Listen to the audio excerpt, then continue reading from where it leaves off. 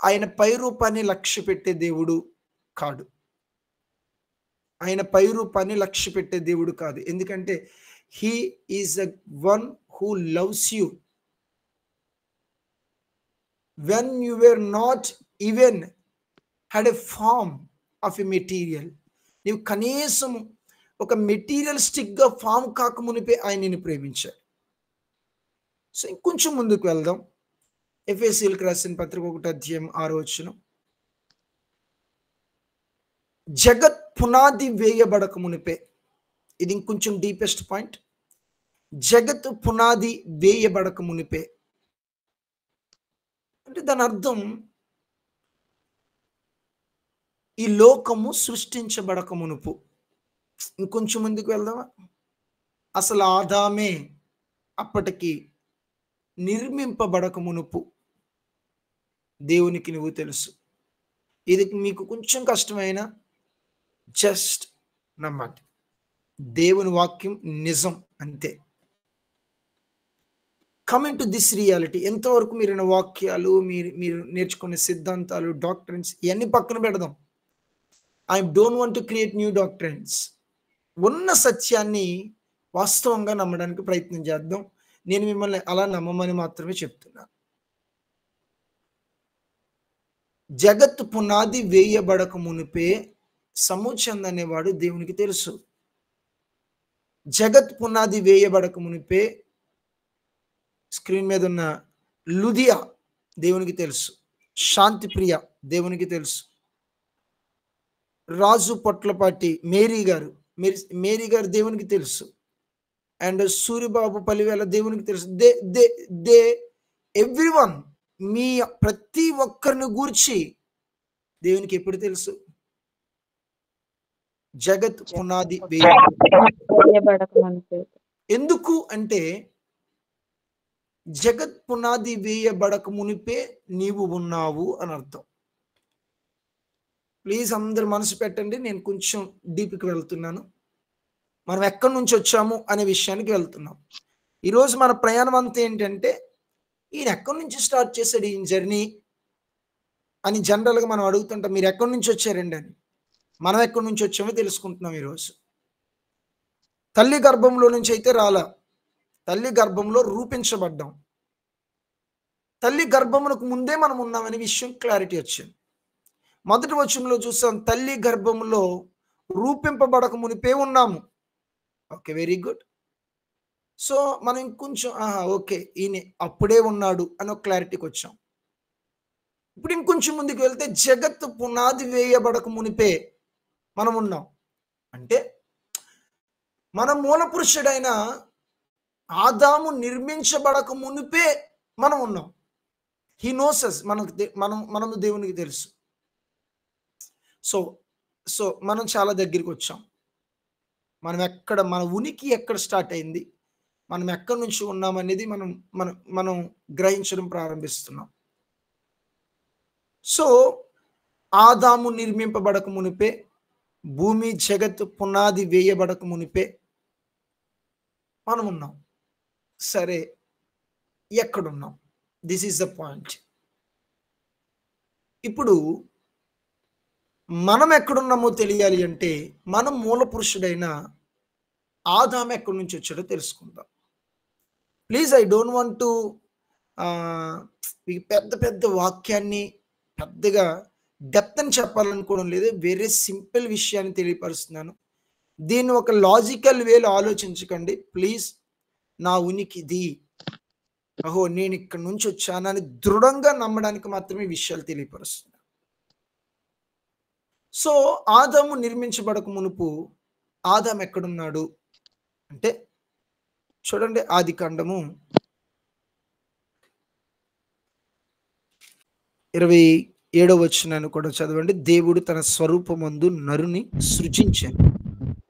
దేవుని స్వరూపమందు వారిని సృజించాను, స్త్రీని గాను పురుషుని గాను వారిని సృజించాను. రైట్? మనందరికీ తెలుసు మానవుడు ఎలా సృజించ. దేవుడు మట్టిని తీసి ఒక రూపాన్ని తయారు చేసి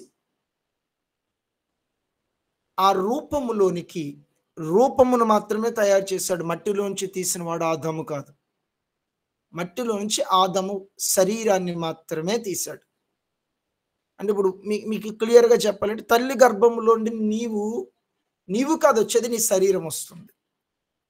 నీ శరీరంలోనికి నిన్ను దేవుడు తల్లి గర్భంలో ఉండగా ప్రవేశపరుస్తున్నాడు. తల్లి గర్భములో నీ శరీరము నిర్మించబడుతున్నప్పుడు దేవుడు ఆ శరీరంలోనికి నిన్ను తీసుకొచ్చాడు. సేమ్ అదే విధంగా నీ శరీరం తల్లి గర్భంలో నిర్మించబడుతుంది. ఆదాము శరీరం మట్టిలోంచి తీయబడింది. ఆ మట్టిలోంచి తీసి ఒక రూపాన్ని చేసి ఇప్పుడు ఆ శరీరంలోనికి ఆత్మను ప్రవేశపరుస్తున్నాడు.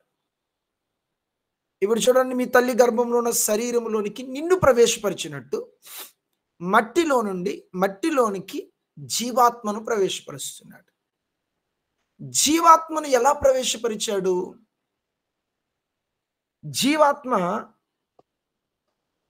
ఆదాములోనికి ఎలా వచ్చింది? దేవుడు నాసికారంధ్రంలోనికి జీవవాయువును ఊదగా జీవాత్మగా మారాడు. అంటే ఇప్పుడు చెప్పండి, ఆదాము ఎక్కడి నుంచి వచ్చాడు?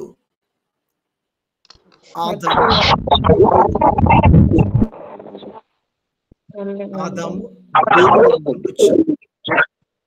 నీవు నేను ఎక్కడి నుంచి వచ్చాము? ఆదాములాగా వచ్చాడు. తల్లి గర్భములో నీ రూపము నిర్మించబడక మునుపు నీవెక్కడున్నావంటే దేవునిలో ఉన్నావు. దేవునిలో నుండి తల్లి గర్భంలో రూపించబడుతున్న నీ దేహములోనికి దేవుడు నీ ఆత్మను ప్రవేశపరుస్తున్నాడు.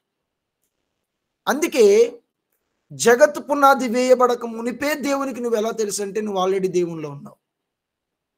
జగత్తు పునాది వేయబడక మునిపే, తల్లి గర్భంలో రూపింపబడక మునిపే నీవు దేవునికి ఎలా తెలుసు అంటే నువ్వు దేవునిలో ఉన్నావు. మీకు ఈ కాన్సెప్ట్ మీకు అర్థం కావాలంటే, ఈ అంశం మీకు అర్థం కావాలంటే హెబ్రీలకు రాసిన పత్రిక 7వ అధ్యాయంలో ఒక చిన్న సందర్భం మీకు కనబడుతుంది. హెబ్రీలకు రాసిన పత్రిక 7వ అధ్యాయము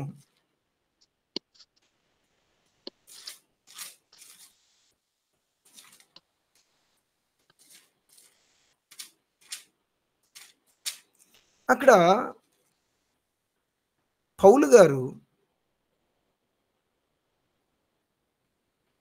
దశమ భాగమును గురించి మాట్లాడుతూ, ఇజ్రాయేలు దశమ భాగమును లేవీయులకు ఇచ్చారు. అంటే మరణానికి లోనైన వారికి ఇచ్చారు. కానీ లేవీయులు దశమ భాగము తీసుకుంటున్న లేవీయులు దేవునికి దశమ భాగం ఇచ్చారు. అంటే మెల్కీషెదెకు, దేవుని కుమారుని పోలి ఉన్న మెల్కీషెదెకుకు దశమ భాగం ఇచ్చారు అన్న. వాస్తవానికి మెల్కీషెదెకు ఎప్పటి వాడంటే అబ్రహాము వాడు. లేవి అనేవాడు ఎప్పటి వాడంటే అబ్రహాముకి ఇస్సాకు పుట్టాడు, ఇస్సాకి యాకోబు పుట్టాడు, యాకోబుకు పుట్టిన సంతానములో ఒకడైనటువంటి లేవి ఒక ఇజ్రాయేలు జనాంగం ఏర్పరచబడిన తరువాత, లేవి వంశస్థులందరూ యాజకులైన తరువాత వారు దశమ భాగం తీసుకోవడం ప్రారంభించారు. వాస్తవానికి అబ్రహాము మెల్కీషెదెకునకు దశమ భాగం ఇచ్చినప్పుడు, లేదా దేవునికి దశమ భాగం ఇచ్చినప్పుడు లేవి పుట్టలేదు. బట్ ఇక్కడ మనం చూస్తున్నాం. అంతేకాక ఒక విధమున చెప్పిన ఎడల 10వ వంతులను పుచ్చుకొను లేవీయులు అబ్రహాము ద్వారా దశమాంశములను ఇచ్చెను. అబ్రహాము ద్వారా, అదేంటి లేవి పుట్టకుండా దశమ భాగం ఎలా ఇచ్చినట్టయింది అంటే, లేవి పుట్టక మునుపు ఎవరిలో ఉన్నాడు అంటే లేవి యాకోబులో ఉన్నాడు. యాకోబు పుట్టక మునుపు ఎవరిలో ఉన్నాడంటే యాకోబు ఇస్సాకులో ఉన్నాడు. ఇస్సాకు పుట్టక మునుపు ఎక్కడున్నాడంటే ఇస్సాకు అబ్రహాములో ఉన్నాడు. అంతేనా? తండ్రిలో నుండి బిడ్డలు వస్తారు. మన బిడ్డలు మనలో ఉంటారు, మన నుండి బయటకు వస్తారు. సో ఇంకా పుట్టని లేవి ఎక్కడున్నాడంటే యాకోబులో, యాకోబు ఎక్కడున్నాడంటే ఇస్సాకులో, ఇస్సాకు ఎక్కడున్నాడంటే అబ్రహాములో, అబ్రహాము దేవునికి దశమ భాగం ఇస్తే అబ్రహాములో ఉన్న, ఇంకా పుట్టలేదు, ఇంకా బయటికి రాలా, అబ్రహాములో ఉన్న ఇస్సాకు, ఇస్సాకులో ఉన్న యాకోబు, యాకోబులో ఉన్న లేవి కూడా దేవునికి దశమ భాగం ఇచ్చినట్లయింది. Praise the lord. అంటే దాని అర్థం, ఇప్పుడు నేనున్నాను అనుకోండి, నేను నా తండ్రిలో నుండి వచ్చాను, నా కొడుకు నాలో నుండి వచ్చాడు. ఇప్పుడు మా అడ్రస్సింగ్ అంతా చెప్పాలంటే నా కొడుకు నాలో నుండి, నేను నా తండ్రిలో నుండి. నేను నా తండ్రిలో ఉన్నప్పుడు నా కొడుకు ఎక్కడ ఉండాలి? ఖచ్చితంగా నా తండ్రిలో ఉండాలి. సో మనం అందరం కూడా మూల పురుషుడైన ఆదాములో నుండి వచ్చిన వారు. ఆదాములో నుండి అవ్వ వచ్చింది, ఆదాములో నుండి కయ్యోను, ఆదాములో నుండి హేబేలు, ఆదాము నుండి మానవాళంతా వచ్చింది. అంటే మానవాళంతా ఎక్కడి నుంచి వచ్చిందంటే ఆదాము నుండి వచ్చింది. సరే, అంటే ఇప్పుడు మనమందరం ఎక్కడున్నవారు? ఆదాములో ఉన్నవారు. ఆదాము ఎక్కడున్నాడు? ఎక్కడి నుండి వచ్చాడు? దేవునిలో నుండి వచ్చాడు. అంటే మనమందరం ఎక్కడున్నాం అంటే దేవునిలో ఉన్నాం. మనము ఈ భూమి మీదకు రాకమునిపే, మనము పిండముగా రూపింపబడక మునిపే మనము దేవునికి ఎలా తెలుసు అంటే మనం అందరం ఎక్కడున్నామంటే దేవునిలో ఉన్నాం. సో తల్లి గర్భములో బిడ్డ ఉండడం ఎంతో, దేవునిలో మనం ఉండడం అంత. ఇంకా తల్లి గర్భములో ఉన్న బిడ్డను తల్లి డెలివరీ అయ్యే వరకు కూడా చూడలేదు. కానీ నా దేవుడు, నీ తండ్రి, your God have seen you before you are delivered. నీవి భూమి మీదకి రాక మునిపే దేవుడు నిన్ను చూశాడు. అబ్బా, what wonderful wonderful thing it is. అవునా కదా? ఒక ఒక ఒక తల్లి పేగు తెంచుకుని పుట్టిన బిడ్డని ఎప్పుడు చూడగలదు?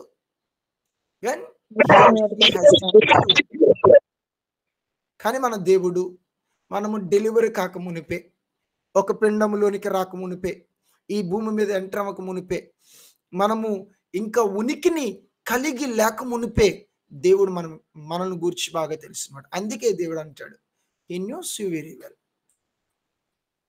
నీ తల వెంట్రుక లెక్క కూడా నీ దేవునికి తెలుసు. Please don't under estimate hour God, our father. మన దేవుణ్ణి ఎవ్వరూ తక్కువ చేయకండి please. Please, he is capable to do anything else. ఆయన ఏదైనా చేయగల సమర్థుడు. నేను అంటున్నాను, ఆయన సామర్థ్యతను ఎంత ఉపయోగించుకోగలవనేది నీ చేతిలో ఉంది. ఆయన నీ జీవితంలో ఎంత కార్యం చేయగలడనేది నీ చేతిలో ఉంది. నువ్వు ఎంత రియలిస్టిక్గా, ఎంత వాస్తవంగా నా తండ్రి, నా దేవుడు, నా అని దేవుడు నువ్వు ఎంత ఓన్ చేసుకుంటావో నీ లైఫ్లో అంత మెరాక్యులస్ థింగ్స్ నువ్వు చూడగలుగుతావు. నువ్వు భూ సంబంధమైన వాడిగా ఉంటే భూ సంబంధమైన కార్యాలు చూస్తావు. నీవెవరో తెలుసుకుని నీవు ఎవరో వారిలా బ్రతికితే పర సంబంధమైన ఆశీర్వాదాలు చూస్తావు. దేవునికి మనము దేవుని బిడ్డలుగా ఉండడం అంటే ఇష్టం. అందుకే చూడండి, మీ క్రొత్త నిబంధనలు రాగానే, క్రొత్త నిబంధన గురించి రాగానే మాట్లాడుతుంటాడు, మీరు ఇక దాసులు కాదు కుమారులు అని పిలువబడతారు. గలతీయులకు రాసిన పత్రికలో కనబడుతుంది, మీరు దాసులు కాదు కుమారులు అని పిలువబడతారు. అలాగనే రోమీయులకు రాసిన పత్రిక 8వ అధ్యాయం 15వ వచనం అనుకుంటాను, అందులో కనబడుతుంది, మీరు మరలా భయపడటకు దాస్యపాత్మను కలిగి లేరు కానీ అబ్బా, తండ్రి, డాడీ, ఫాదర్ అని పిలిచే ఆత్మను కలిగి ఉన్నారు. అది మనం ఎలా రీస్టోర్ అయ్యామనేది రానున్న దినాల్లో తెలియపరుస్తుంది. బట్ దేవుని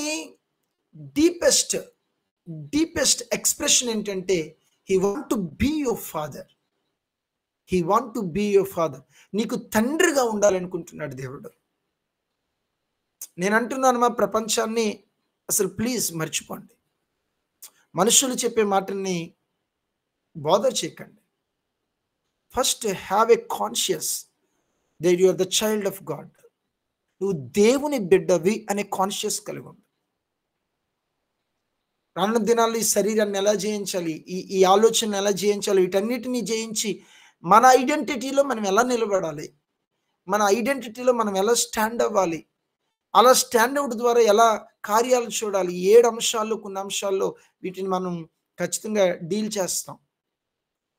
ఈరోజు మనం ఎవరో చెప్పడమే కాదు, మనం ఎవరో తెలుసుకున్న మనం ఎలా లీడ్ చేస్తే we can see power, we can see miracles అనేది మనం చూస్తాం. Within very few days మీరు ధ్యానం చేసుకుంటారు. సో ప్లీజ్, మీరు ఎవరు అనే ఐడెంటిటీ ఈరోజు మీకు అర్థమైంది అనుకుంటున్నాను, గ్రహించండి. మనము దేవునిలో నుండి వచ్చిన వారు, మనము దేవునిలో నుండి వచ్చిన వారు. We are the children of God. ఇప్పుడు మీరు ఎవరో క్లియర్గా చెప్పాలంటే, ఒక తల్లి కన్న బిడ్డకు తల్లి ఏమవుతుంది చెప్పండి? మరి తల్లిలో నుండి వచ్చిన బిడ్డను ఏ రిలేషన్తో మనం పిలుస్తున్నాం? అదే రిలేషన్ దేవునిలో నుండి వచ్చిన నీకు కూడా. ఓకే, ఇప్పుడు మనం క్లియర్గా మాట్లాడదాం. ప్రపంచంలో అన్నిటికంటే విలువైన రిలేషన్ ఏది? జీవితంలో అందరికంటే నీకు ముఖ్యమైన రిలేషన్ ఏది? డ్యామ్ షూర్ మీరు చెప్తారు తల్లి అని. ఎందుకయ్యా తల్లి అంటే, తల్లి నన్ను 9 మాసాలు మూసి కని పెంచిందండి, నేను తల్లిలో నుండి వచ్చాను. ఆ బంధం, ఆ పేగు బంధం అంటాం. యాజ్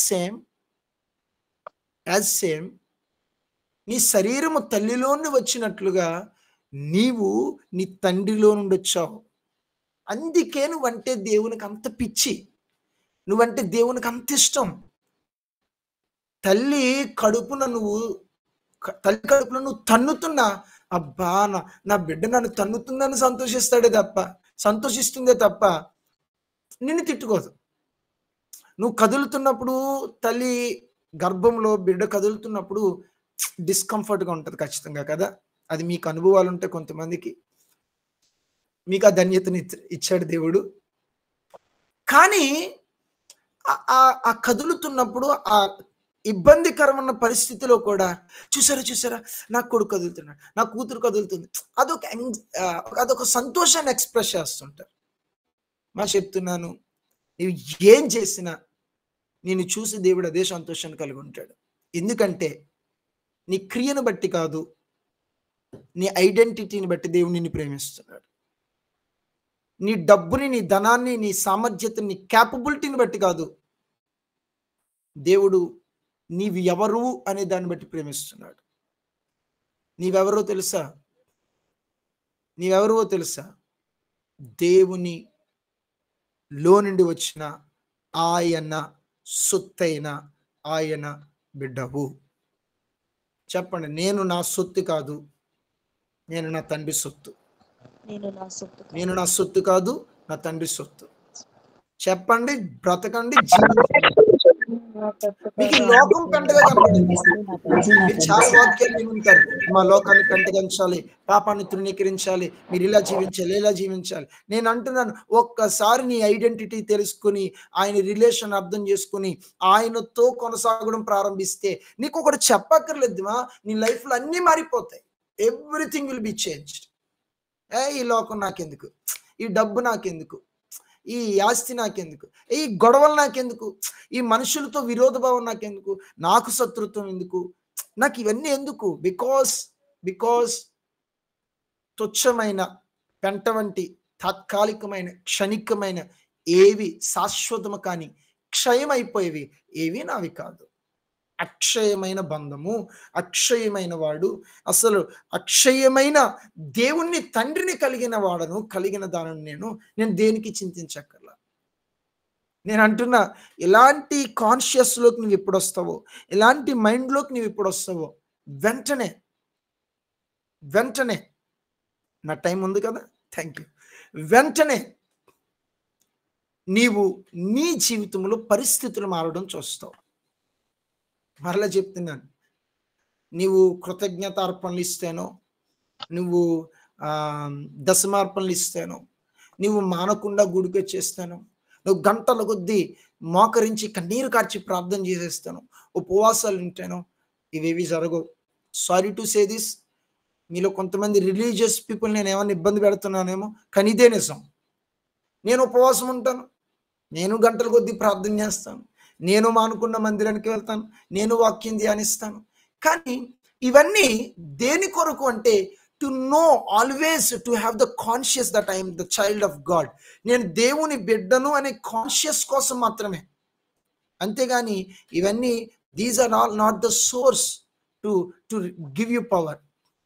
ఇవేవి సోర్స్ కాదు, ఇవేవి సోర్స్ కాదు. దేవుడు మాత్రమే, God is the only source. నీ జీవితంలో ఏది జరగాలని దేవుడు ఒకటే సోర్స్. అందుకంటున్నాను, ఈ కాన్షియస్ ఎవరు కలిగి ఉంటే మీకు మీకు చాలా మందికి తెలిసే ఉంటుంది ఈ భాగం. పేతురు శిష్యులందరూ ఓడలో ఉన్నప్పుడు యేసయ్య ఆ నీటి మీద నడుచుకుంటూ వస్తున్నాడు సముద్రంలో. పేతురు అది చూసి, ప్రభువా నేను నడుస్తాను. ఓకే నడువు. నీటి మీద అడుగు వేశాడు. బైబిల్ చాలా క్లియర్గా చెప్తుంది, పేతురు ఆయన వైపే చూస్తూ నీటిలో అడుగు వేశాడట. అడుగు వేయగానే నీటి మీద నడవడం ప్రారంభించాడు. as soon as ఎప్పుడైతే చుట్టూ ఉన్న వాతావరణాన్ని చూసి పేతురు భయపడి దానిని దృష్టించాడో, దానిని చూడడం ప్రారంభించాడు, వెంటనే మునిగిపోవడం ప్రారంభించాడు. నేను అంటున్నాను, పేతురు మునిగిపోయేటప్పుడు దేవుడు అక్కడ ఉన్నాడా లేదా? అక్కడే ఉన్నాడు. పేతురు నీటి మీద నడిచినప్పుడు దేవుడు అక్కడ ఉన్నాడా లేదా? అక్కడే ఉన్నాడు. మునిగిపోయేటప్పుడు అక్కడే ఉన్నాడా లేదా? అక్కడే ఉన్నాడు. ఇందుకే మరి దేవుడు మారలేదు, మరి ఏం మారింది? పేతురు జీవితంలో ప్రతికూలత రావడానికి ఏం మారింది? పేతురు కాన్షియస్ మారిపోయింది. అర్థమైన వారు దేవునికి స్తోత్రం చెప్పాలి. కాన్షియస్ చూస్తూ ఉన్నాడో కంప్లీట్ గా మారిపోయాడు. కంప్లీట్ గా మారిపోయాడు. యేసయ్యలా మారిపోయాడు. మనము దేవుని మీద కాన్షియస్ కలిగి ఉన్నప్పుడు మనము దైవికమైన వారిగా మారిపోతాం. మన జీవితంలో కూడా దైవికమైన కార్యాలు జరుగుతాయి. మన జీవితంలో కూడా దేవుని శక్తిని చూడగలుగుతాం. ఎందుకు చూడగలుగుతామంటే పేతురు యేసయ్యని చూసినప్పుడు యేసయ్య పవర్ని ఎలాగైతే క్యాప్చర్ చేశాడో, మనం ఈ దేవుని చూసినప్పుడు దేవుని పవర్ని క్యాప్చర్ చేస్తాం. నేను అంటున్నాను, నువ్వు గుంటలో పడినప్పుడన్నా దేవుని క్యాప్చర్ చేయి, గుంటలోంచి బయటకు వస్తావు. నువ్వు రుణ బాధల్లో ఉన్నప్పుడు రుణాలు చూసుకొని ఏడవడం కాకుండా ఆ రుణాల టైంలో కూడా దేవుని క్యాప్చర్ చేయి, రుణాలు తీరతాయి. నీకు మానసికమైన బలహీనత బాధలో ఉన్నప్పుడు, ఆ బాధల్లో ఉన్నప్పుడు ఆ బాధల్ని క్యాప్చర్ చేయకు, ఆ బాధలను చూడకు. Learn to see your God. Daddy మనిషిని కదా కొద్దిగా బాధపడుతున్నాను, కానీ నాకు తెలుసు నువ్వు ఈ స్థితిని మార్చగల సమర్థుడు అని. నాకు తెలుసు ఈ బలహీనతను తొలగించగల సమర్థుడు అని. నాకు తెలుసు ఈ గుంట నుంచి లేవనెత్తగల సమర్థుడు అని. నాకు తెలుసు నీతిమంతులు 7 మార్లు పడిన తిరిగి లేపుతావని. నాకు తెలుసు నా పక్కన 1000 మంది పడిన నా కుడి పక్కన 10,000 మందికి ఉన్న అపాయం నా యొద్దకు రాదని. నాకు తెలుసు ఏ రోగము నా జీవితం నా గుడారంలోనికి సమీపించదని. పగలు ఎండ దెబ్బైనా, రాత్రి వెన్నెల దెబ్బైనా, మధ్యాహ్నం పాడు చే రోగమై ఏదైనా నాకు తెలుసు ప్రభువా, నన్ను ఏమీ చేయదని. What a conscious life, what a conscious life. ఎప్పుడైనా ఇలాంటి మాటలు విన్నారు లేదా? నేను చెప్తున్నాను ప్లీజ్, హార్ట్ఫుల్గా చెప్తున్నాను, చాలా భారంతో చెప్తున్నాను. If you have this kind of life style, దేవుడికి మీరు చాలా నచ్చుతారు. తండ్రిని ఐడెంటిఫై చేసే లైఫ్ స్టైల్ మనకు కావాలని ఆయన కోరుకుంటున్నాడు. బైబిల్లో దావీదు దేవునికి చాలా ఇష్టానుసారుడు, హృదయానుసారుడు. ఎందుకో తెలుసు? దావీదు గొర్రెల కాపరి, but he love God so much. గొర్రెల కాపరి అయిన దావీదు గొర్రెలను కాస్తూ, మందను కాస్తూ ఓ పక్కకు వెళ్ళి మంద పని మందకు అప్పగించి దేవుణ్ణి ఆరాధిస్తూ ఉండేవాడట. He was so conscious of God, so conscious of God. అందుకే దావీదు దేవునికి చాలా ఇష్టం. ఎప్పుడు దేవుని స్పృహ కలిగినప్పుడు, దేవుని కొరకు ఆలోచించినప్పుడు, దేవుడే సర్వస్వం అనుకున్నప్పుడు దేవుడికి మనం చాలా నచ్చుతాం. మన జీవితంలో ప్రతి చిన్నదానిలో కూడా ఆయన ఇన్వాల్వ్ అయిపోవాలనుకుంటాడు.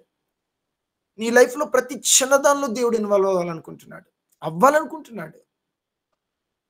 కొడుకొస్తే ఉంగరం తొడగాలని, కొడుకొస్తే జోడివ్వాలని, కొడుకొస్తే వస్త్రం ఇవ్వాలని, కొడుకొస్తే పండగ చేయాలని, కొడుకొస్తే కౌగిలించుకోవాలని, కొడుకొస్తే ముద్దు పెట్టాలని ఎంతో ఆశతో ఉన్నాడు. కానీ కొడుకు రావాలిగా. రానంత వరకు ఇదేమీ చేయలేడు. దేవుడు చాలా ఆశగా ఉన్నాడు నీ జీవితంలో చాలా కార్యాలు చేయాలని. కానీ నీవెవరో తెలిసిన ఈ రోజైనా దేవుని దగ్గరికి నువ్వు రాగలిగితే, అన్నిటిని మర్చిపెట్టి, అందరిని విడిచిపెట్టి, అందరిని మర్చిపోయి దేవుని దగ్గరికి నువ్వు రాగలిగితే, ఆయన నీకు ఏది ఇవ్వాలనుకున్నాడో, ఏది చేద్దామని ఆయన మైండ్లో అనుకున్నాడో అవన్నీ ఫుల్ఫిల్ అవుతాయి. ఇలా క్షణాల్లో చేస్తాడని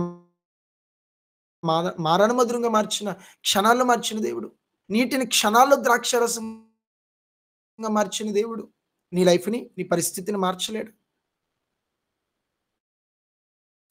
He's able.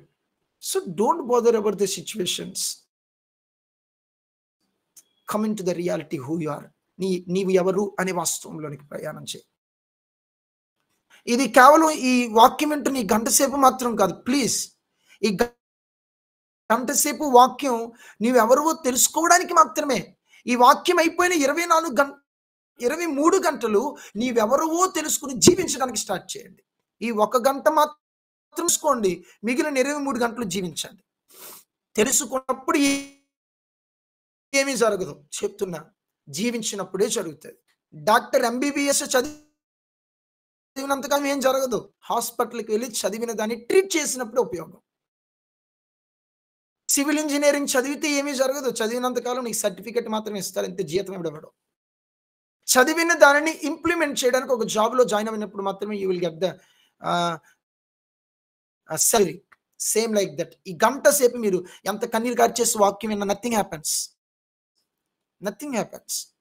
విన్న వాక్యాన్ని జీవించడం ప్రారంభించండి. 23 గంటలు ఉంది మీకు, జీవించడం ప్రారంభించండి. ప్రతి గంటలో, ఎవ్రీ అవర్, ప్రతి గంటలో దేవుని కార్యాన్ని నువ్వు చూడగలుగుతావు. సో సమయాన్ని దాటిపోతున్నాను, నాకు ఇంకా చాలా చెప్పాలని ఆశ ఉంది. రానున్న దినాల్లో ఖచ్చితంగా చెప్పుకుందాం. ప్లీజ్, ఇంకా ఎవరైనా కన్ఫ్యూజన్ ఉంటే డోంట్ వరీ, ఇంకో 1-2 days ఈ అంశాన్ని మనం ధ్యానం చేస్తాం. ఈరోజు చాలా మందికి అర్థమైంది నేను నమ్ముతున్నాను.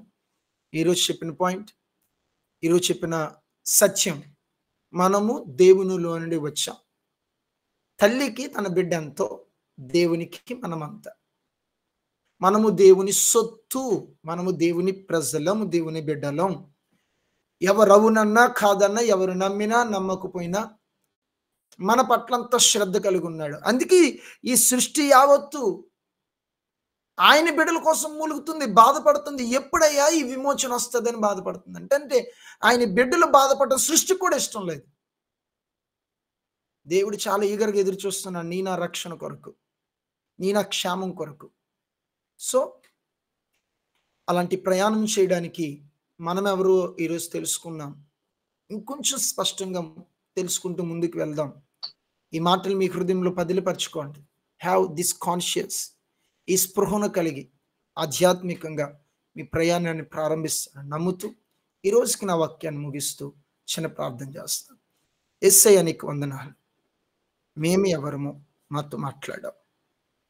Daddy, we are your kids, we are your kids daddy. సాధారణమైన తల్లిదండ్రులుగా మేమే మా పిల్లలు ఏదైనా తెలిసి తెలియని పనులను చేస్తుంటే we are excusing Lord. How much you excuses. మేము ఎంత ప్రతికూలమైన జీవితాన్ని జీవించినా మేము ఎందుకు ఇంత ఎక్స్క్యూజ్ చేయబడ్డామో అని చాలామంది ప్రశ్నాత్మకంగా మిగిలిపోయాం. కానీ నీ బిడ్డలం కాబట్టి నువ్వు ఎక్స్క్యూజ్ చేస్తావు. నీ బిడ్డలం కాబట్టి మమ్మల్ని విడిపించావు. నీ బిడ్డలము కాబట్టి మమ్మల్ని అనేకమైన ప్రమాదాల్లో నుండి తప్పించావు. నీ బిడ్డలము కాబట్టి మేము గుంటలో పడిన సందర్భాల్లో లేవనెత్తావు. ఈరోజు ఆ ఐడెంటిఫికేషన్ మేము తెలుసుకోవడానికి సహాయం చేసినందుకు నీకు వందనాలు. ఇంకా ఈ సత్యములో ప్రతిష్ఠించబడి నీకు సమీపస్తులుగా మార్చబడి daddy, we lost your love so much. నిజమే, ఈ సత్యం తెలియక చాలా మంది ఇంకా తండ్రి ప్రేమను కోల్పోయారయ్యా. ఈ రోజు నుంచి ఎవరు ఆ ప్రేమను కోల్పోకూడదయ్యా. నా డాడీ నన్ను ప్రేమిస్తున్నాడని, I'm the child of God అని ధైర్యముగా చెప్పుకోండి. నేను దేవుని బిడ్డనంటే చాలా మందికి అర్థం తెలియకుండానే మాట పలుకుతున్నారు. డాడీ నో నో నో, ఈరోజు ఈ మాటలు వింటున్న బిడ్డలు ఎవరు ఆ మాటని తండ్రి అర్ధరహితంగా మాట్లాడడానికి వీలు లేదయ్యా. దేవుని బిడ్డను let they have the truth in దిర్ hearts. అట్టి ప్రత్యక్షతను బిడ్డలందరికీ దయచేయండి. వాక్యం ఎత్తి నాతో మాతో మాట్లాడినందుకు మన సారానికి వందనాలు చెల్లిస్తూ ప్రతి ఒక్కరికి జ్ఞానమును ప్రత్యక్షతయు గల మనస్సు దయచేయమని నజరేయుడైన యేసు నామములో ప్రార్థిస్తున్నాం. ఆమేన్.